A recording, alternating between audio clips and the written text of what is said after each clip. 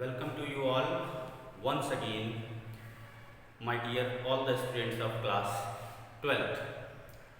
बच्चों, हम solid state का चैप्टर अभी पढ़ रहे हैं। लास्ट वीडियो लेक्चर में हमने सॉलिड स्टेट से रिलेटेड इनके क्रिस्टल लैटिस को स्टडी किया, यूनिट सेल को स्टडी किया, यूनिट सेल के डिफरेंट पैरामीटर्स को स्टडी किया। आज हम यूनिट सेल्स के जो क्रिस्टल्स फॉर्म होते हैं, इन क्रिस्टल्स के कितने तरह के टाइप्स होते हैं ये हम देखेंगे। So let's we are starting the today's video lecture with the topic unit cell. Okay बच्चों, जैसा आप सब जानते हो कि जो यूनिट सेल है किसी भी क्रिस्टल में, किसी भी सॉलिड में, तो सॉलिड के जो क्रिस्टल्स हैं वो उनके डिफरेंट यूनिट सेल्स के एक कंटिन्यूएशन फॉर्म, जो उनकी ज्वाइनिंग होती है, हर एक यूनिट सेल्स एक दूसरे से लिंक्ड होती है और ढेर सारी यूनिट सेल्स आपस में मिल करके फिर एक पूरे क्रिस्टल को फॉर्म करती है। ये जो यूनिट सेल है, इन यूनिट सेल्स की डिफरेंट ज्योमेट्री होती है, अलग अलग टाइप की। जैसे अगर हम एक बेसिक यूनिट सेल कोई लें तो उस बेसिक यूनिट सेल के 6 कंपोनेंट्स होते हैं। ये कंपोनेंट्स हमने लास्ट क्लास में भी डिस्कस किया था, थोड़ा सा हम यहाँ पर भी रिकैप कर लेते हैं। सपोज फॉर एग्जांपल मैंने एक यहाँ पर क्यूबिक यूनिट सेल बनाई। ओके बच्चों,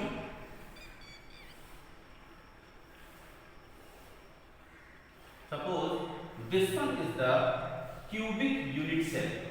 ठीक है, ये हमारे पास एक क्यूब लाइक स्ट्रक्चर है और इस क्यूब में सपोज यहाँ पर इस जगह पर ये कॉर्नर्स हैं, ये भी आप समझ लीजिए। These are known as the corner। एक कॉर्नर, दूसरा, तीसरा, चौथा, पांचवा, छठा, सातवां और ये 8वां। टोटल 8 कॉर्नर्स हैं और इनके ये एजेस हैं, जो इनकी साइड हैं, 30 sides which are known as the edges. अब इस यूनिट सेल में इनके कॉर्नर्स पर यहां पर देखिए, तो this one is type of the 3D cubic cell. Okay, अब 1 2 3, इसी तरह इस पॉइंट पर भी 1 2 3।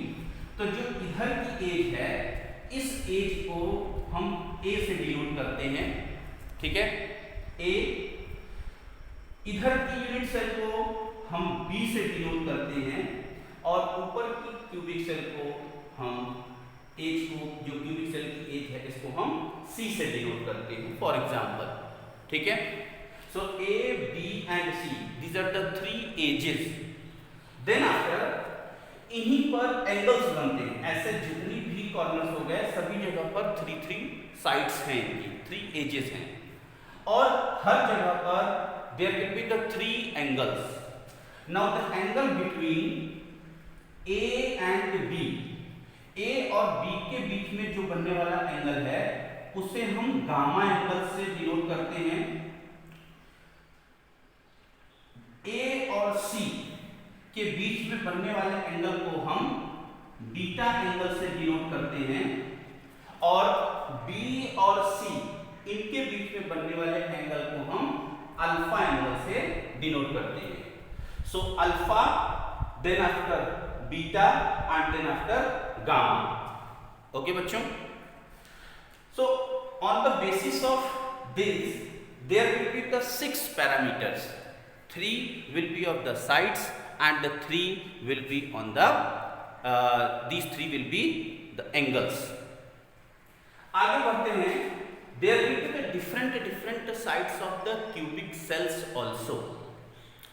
जैसे अब ये क्यूबिक सेल, अगर हम क्रिस्टल लैटिस की बात करें तो क्रिस्टल लैटिस में, किसी भी क्रिस्टल में there will be 7 types of the, it may be possible that there may be the 7 types of the unit cells can be formed.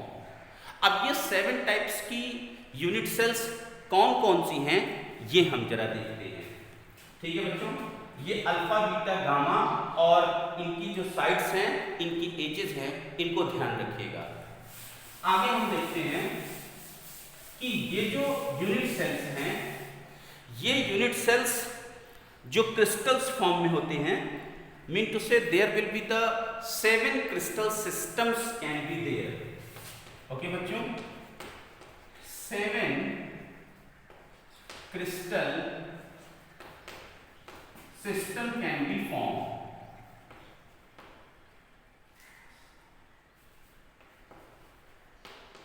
7 crystal systems can be formed. Now these type of the crystal systems which are on the basis of the unit cells. तो इसी तरह से हम ये भी कह सकते हैं कि total how many unit cells can be there, total 7 types of the unit cells can be there. अब ये 7 टाइप्स कौन कौन सी हैं, इनको हम कुछ इस तरह से ध्यान कर सकते हैं। इसका एक फॉर्मूला जैसे मैं यहाँ पर बना दे रहा हूँ, आप भी इसे लर्न करने में आपको भी आसानी रहेगी। Now these 7 types of the unit cells of the crystal में बी सी, इसका एक फॉर्मूला मान लीजिए C T O H R M and T. 7 हो गया, ठीक है। टी नीचे छिप गया है, मैं थोड़ा सा और पास में करके लिख देता हूँ, सही से आपको दिख नहीं रहा है, पास में और कर देता हूँ। C T O H R M and T. Okay बच्चों, इसे हम ऐसे लर्न कर सकते हैं, सीटियो हार मत। ओके, सीटियो हार मत, ये कॉमन एक तरीके से आप इसे सिंपल एक फॉर्मुलेशन में कन्वर्ट कर सकते हैं, दैट सीटियो हार मत, तो आपको याद हो जाएगा। अब इस सीटियो हार मत का मतलब क्या हुआ, सी का मतलब हो गया, सी मीन टू से क्यूबिक। ओके बच्चों, टी मीन टू से टेट्रागोनल। ओके, एक टी यहां भी है, एक टी यहां पर भी है, सो इस टी को हम लिखेंगे टेट्रागोनल। ओके, वेयर इस टी को हम लिखेंगे triclinic, so it will be triclinic, इसका नाम हम ट्राइक्लिनिक देंगे। O mean to say orthorhombic. Okay, it will be orthorhombic, right. H mean to say hexagonal,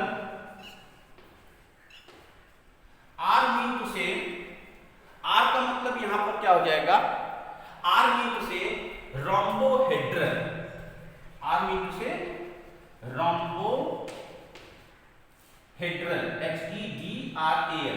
rhombohedral, and M mean to say monoclinic. ठीक है, monoclinic, and T for triclinic. Okay बच्चों, ना इनकी geometry depend करती है इनके sides और इनके एंगल के ऊपर, तो इनकी साइड्स और इनके एंगल क्या क्या है वो हम देखते हैं। जैसे अगर हम क्यूबिक की बात करें, तो क्यूबिक में जो इनकी साइड्स है, mean to say A will be equal to B and C, all 3 sides will be equal, and all angles mean to say alpha, beta and gamma, all these 3 angles it will be 90 degree। ठीक है बच्चों, then after tetragonal, tetragonal में क्या हो जाएगा, in the tetragonal A will be equal to B but C will not be equal। C की कुछ और साइड हो सकती है, 2 साइड इक्वल होगी, लेकिन तीसरी साइड कम ज्यादा हो सकती है। Okay, and then after alpha, beta and gamma, all these 3 angles will be of 90 degree. Then after orthorhombic में क्या हो जाएगा, ऑर्थोरोम्बिक में कोई भी साइड इक्वल नहीं होगी, मीन टू से A will does not equals to B will does not equals to C also, ठीक है। Whereas alpha angle, beta angle and gamma angle, all these three angles will be okay, all these three angles will be 90 degree, right बच्चों। Now hexagonal की condition में, in the hexagonal दो sides equal होंगी, ए और B कोई भी दो sides equal हो सकती हैं, लेकिन तीसरी साइड क्या होगी, अनइक्वल होगी, राइट।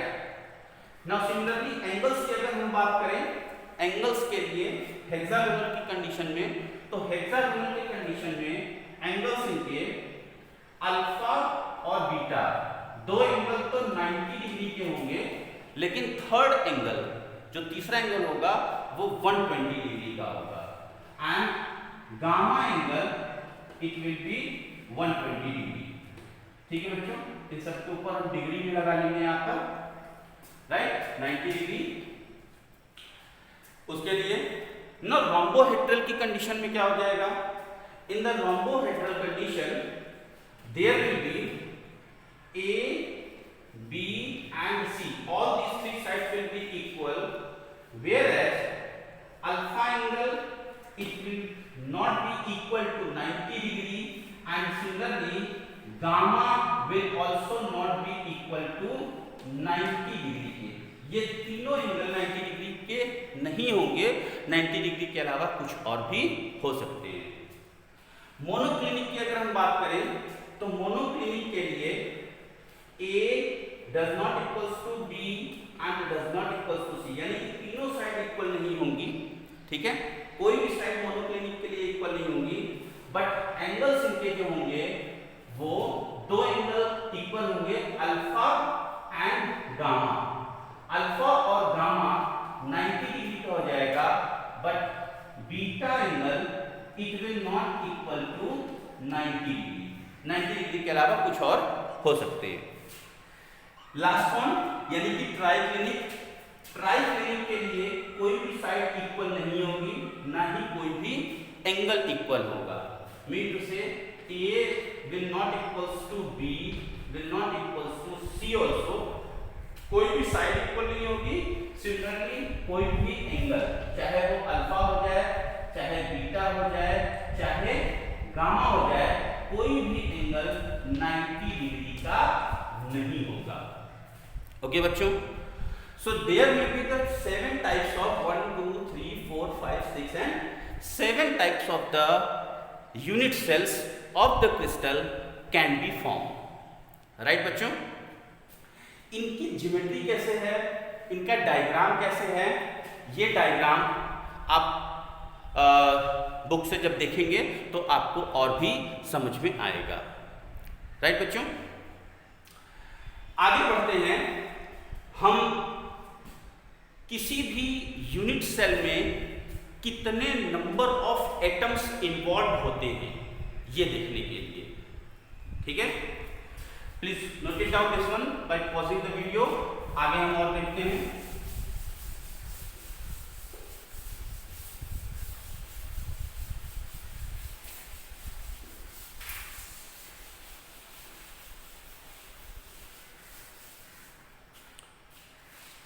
ओके बच्चों,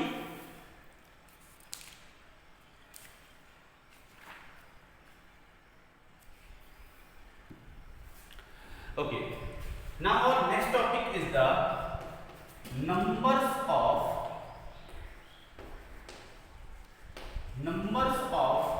atoms in a unit cell,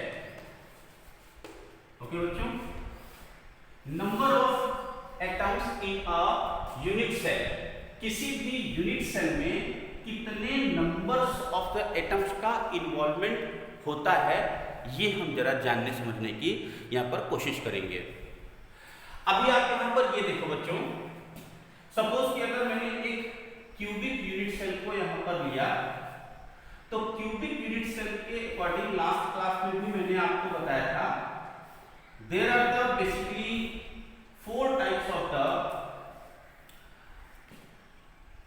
involvement of the atoms in a unit cell. Okay, अब जैसे ये जो 4 टाइप की यूनिट सेल्स थी वो कौन कौन सी थी, एक बार थोड़ा सा यहाँ पर रिकैप कर लेते हैं। फॉर एग्जाम्पल जैसे नंबर वन हमारी क्या थी, एक थी पहली simple unit cell. Okay, simple unit cells और primitive unit cell also which we can say that, simple unit cell और primitive. Number second body centred. Okay, body centred unit cell.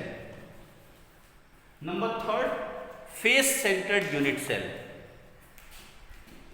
Number third face centred unit cell, and number 4 end centered unit cell, end centered unit cell। so basically ये 4 तरह की unit sales हो सकती हैं on the basis of the involvement of the atoms. जैसे simple unit cell क्या होगी, simple unit cell में जो भी एटम्स होंगे वो सिर्फ कॉर्नर पर पाए जाते हैं। तो अगर हम सिंपल यूनिट सेल की बात करें तो ये कॉर्नर है, जैसे एक एटम यहाँ पर होगा, फिर एक यहाँ, फिर एक यहाँ, एक यहाँ, एक इस साइड, एक इस साइड, एक यहाँ और एक यहाँ। Means total how many atoms are there in a simple unit cell. अगर कोई सिंपल यूनिट सेल है तो सिंपल यूनिट सेल में सिर्फ कॉर्नर पर ही इनके एटम्स पाए जाते हैं, कहीं और पर नहीं। तो ऐसी सेल को हम बोलते हैं सिंपल यूनिट सेल। अब ये अगर पूरी एक सेल है तो इस पूरी सेल में, एक पूरी यूनिट सेल में कितने एटम्स का इन्वॉल्वमेंट है, हमें उसका नंबर निकालना है। Means this is our topic that numbers of the atoms in a unit cell। तो अगर सिंपल यूनिट सेल है तो सिंपल यूनिट सेल के अंदर की साइड पर कितने एटम्स आएंगे। बच्चों इसे जरा ध्यान से समझिएगा। यहां पर ये जो यूनिट सेल है, इस यूनिट सेल में इतना हिस्सा, ओके, सिर्फ इतना यहां का हिस्सा, यानी कि अगर ये टोटल एक स्फीयर है, टोटल अगर स्फीयर है तो आप ये देखते हो कि ये जो यूनिट सेल है, सपोज एक यूनिट सेल ये है, इसके साइड में भी एक यूनिट सेल होगी, यानी कि यहाँ पर भी एक यूनिट सेल होगी, फिर इसके ऊपर की साइड पर भी एक यूनिट सेल होगी इस तरह से, और इसके यहाँ पर भी एक यूनिट सेल होगी। सिमिलरली इसके आगे साइड पर एक यूनिट सेल, इसके आगे यूनिट सेल, इसके आगे यूनिट सेल और इसके आगे unit cell. Means total 8 unit cells. Total how many unit cells will be there? Total 8 unit cells which will join together, okay, at this point। अब जब इस पॉइंट पर 8 यूनिट सेल है और इसी कॉर्नर पे ये जो कॉमन कॉर्नर है वो सभी के लिए है, 4 तो ये हो गई, लेकिन 4 इसी के ऊपर और होंगी। ओके, इस वजह से यहाँ पर इस सेंटर पर जो भी एटम होगा उस एटम का 1/8 पार्ट, ओके, ही उस यूनिट में, जैसे अगर मैं ये कहूं कि यहाँ पर 4 सेल दिख रही हैं, 4 यूनिट सेल दिख रही हैं, तो ये जो स्फीयर है, इस स्फीयर का 1/4 पार्ट इस सेल के अंदर है, 1/4 पार्ट इस सेल के अंदर है, 1/4 पार्ट इस सेल के अंदर है, 1/4 पार्ट इस सेल के अंदर। लेकिन स्फीयर तो पूरा है, तो इसके ऊपर जो 4 सेल्स और होंगी उनके अंदर में भी कुछ पार्ट होगा। इस तरह से हम ये कह सकते हैं कि एक यूनिट सेल में 1/8 पार्ट ही एक यूनिट सेल के अंदर यहां पर है। अब इसे जरा समझने की कोशिश कीजिएगा, ठीक है बच्चों। अब सिंपल यूनिट सेल की अगर हम बात करें, ओके, सिंपल यूनिट सेल की बात करें तो सिंपल यूनिट सेल के अंदर कितने टोटल हाउ मेनी एटम्स होंगे? यहां पर तो 8 हैं, ये हो गया 8 इंटू, लेकिन एक सेल का कितना पार्ट इसके अंदर है? 1/8 part. So 8 into 1/8, so how many total atoms will be there? Total कितना आ जाएगा, it will be 1 atom. Okay बच्चों, so number of atoms in unit cell mean to say simple unit cell के अंदर total कितने atoms का involvement होगा, only 1। I hope that you are understanding. Next one, आगे हम चलते हैं बॉडी सेंटर की तरफ।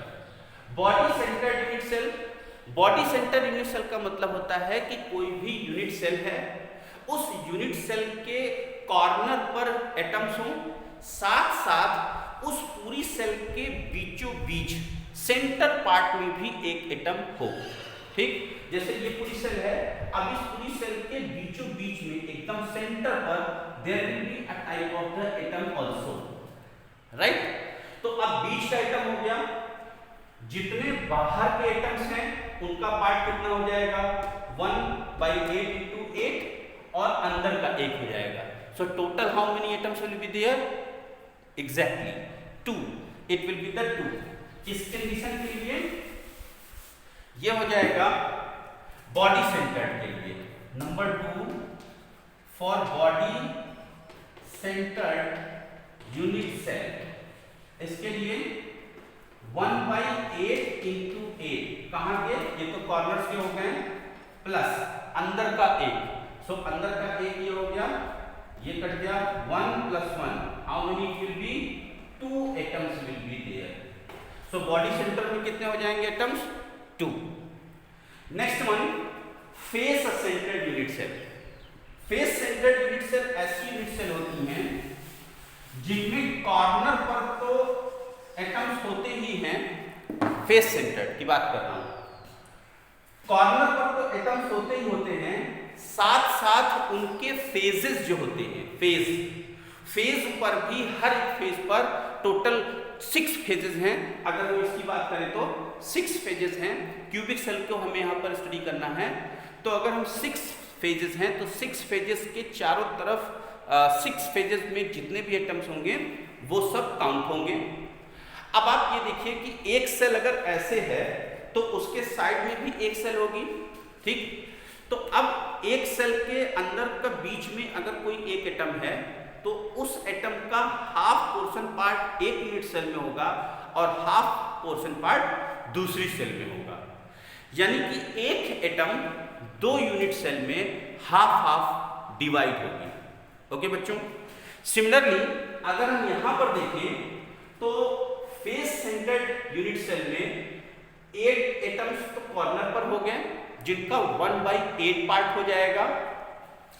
Face centred unit cell FCC, face centred unit cell, okay FCC, इसमें 1/8 × 8 ये तो कॉर्नर के हो गए, प्लस अगर फेस की बात हम करें तो एक ऊपर होगा यहां पर इस फेस पर, फिर एक नीचे होगा जिसका हाफ पोर्शन इधर हाफ पोर्शन इधर, फिर इस साइड पर होगा हाफ इस साइड होगा हाफ इस साइड, फिर एक आगे होगा और एक पीछे होगा, जिसमें कि सिर्फ हाफ ही पोर्शन आएंगे। Okay, means half portion, okay 1/2 portion into how many faces are there, total 6 faces. So 6, इन दोनों का सम कर देंगे, कितना आ जाएगा, ये आ गया 3, ये आ गया 1। सो 3 1 टोटल कितना हो गया, 4 एटम्स। ओके बच्चों, तो इससे रिलेटेड 4 एटम्स आ गए, राइट। फेस सेंटर्ड के लिए नाउ इंड सेंटर्ड में कितना होता है, इंड सेंटर्ड में इनको मैं फिर से अपनी इनिशियल वे में ले लेता हूं। इंड सेंटर्ड में कॉर्नर्स पर तो ही एटम्स होते हैं, साथ साथ अपोजिट फेसेस पर भी होते हैं। ओके, अपोजिट फेसेस, जैसे यहां तो कॉर्नर पर तो हुए ही, साथ साथ अपोजिट फेसेस, अगर ऊपर होगा तो नीचे होगा, बाकी और कहीं नहीं, सामने है तो पीछे होगा, बाकी और कहीं, और अगर राइट है तो लेफ्ट होगा, बाकी और कहीं। सपोज हमने यहां पर बनाया और यहां पर बनाया, 2 जगह हम लेंगे, 2 जगहों पर लेंगे तो 2 जगहों के लिए हाफ पोर्शन इसी यूनिट सेल में, हाफ पोर्शन इस यूनिट सेल में, तो हाफ पोर्शन यहाँ का, हाफ पोर्शन यहाँ का। इसके लिए अगर हम बात करें तो इन द सेंटर्ड में टोटल कितने एटम्स आ जाएंगे? Number 4 in the centered unit cell ECC। इसके लिए क्या हो जाएगा? 1/8 into 8 for the corners plus half of the portion 1/2 into कितने टोटल? 2। तो टोटल हो गए 2, ये कट कर दिया 1, ये कट कर दिया 1, टोटल हाउ मेनी? 1 1 जा 1 and plus 1, so total how many atoms will be there? 2 atoms will be there। Okay बच्चों, आई होप कि किसी भी यूनिट सेल में ये 4 तरह की यूनिट सेल्स हैं। इवन आपको सिर्फ 3 के बारे में पढ़ना है, 4th आपको ज़्यादा इशू नहीं है। तो इन यूनिट सेल्स में कितने कितने टोटल एटम्स हैं ये आपको समझने की ज़रूरत है। ठीक है बच्चों, इसी के बेसिस पर हमें आगे और न्यूमेरिकल सॉल्व करने हैं। Right, please note down this. आज की क्लास के लिए इतना ही। Thank you.